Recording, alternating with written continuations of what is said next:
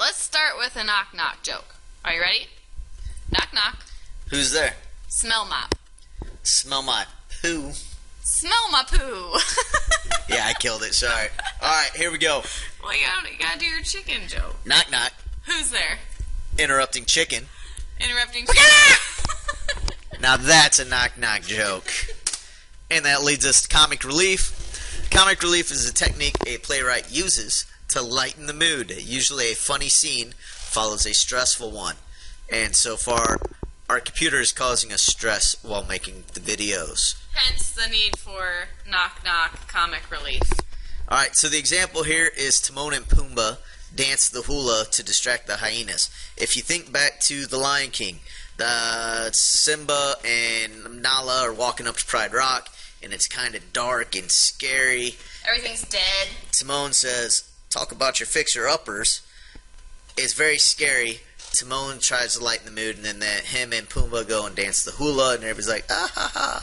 And they're like, are you aching? Yup, yup, yup. For some bacon, yup, yup, yup. You could be a big pig too.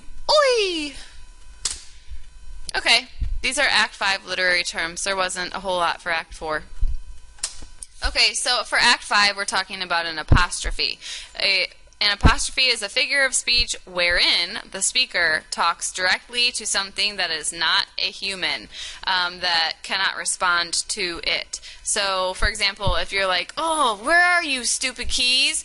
Or, remote, I know you're here somewhere. Those are apostrophes. Or from Romeo and Juliet, both from Act 4. Juliet prepares to drink the sleeping potion, and she commands, come, vial, as she puts the vial to her lips.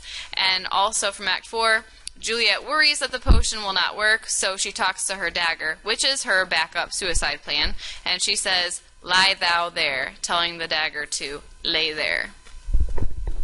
We could use some comic relief now, because those examples are very, very sad. Okay, I have one. Knock, knock. Who's there? Europe. Europe poo.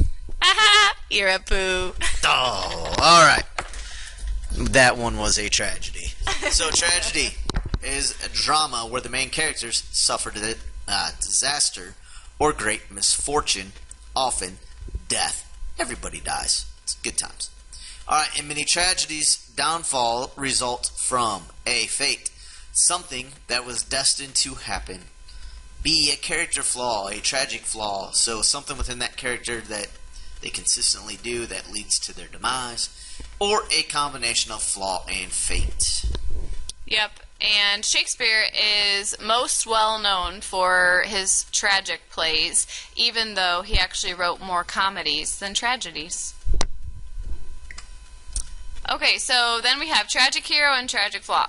A tragic hero is a literary character who makes an error of judgment or has a fatal flaw that, combined with fate and external forces, brings on a tragedy. And remember, in the end of a tragedy, lots of people die. Generally, the tragic hero dies too. A tragic flaw is also known as hamartia, and it is the character defect that causes the downfall of the protagonist, which, remember, is the main character of the tragedy. Okay, so we're going to go through an example right now. Alright, so this is Leonidas, leader of the 300-man Spartan army. The problem with Leonidas is he is too proud, and that leads to his death because he refuses to back down from the Persians attacking. Yeah, and not only does he die, but also all of his men die as they lay in a pile back there. But they look cool doing it.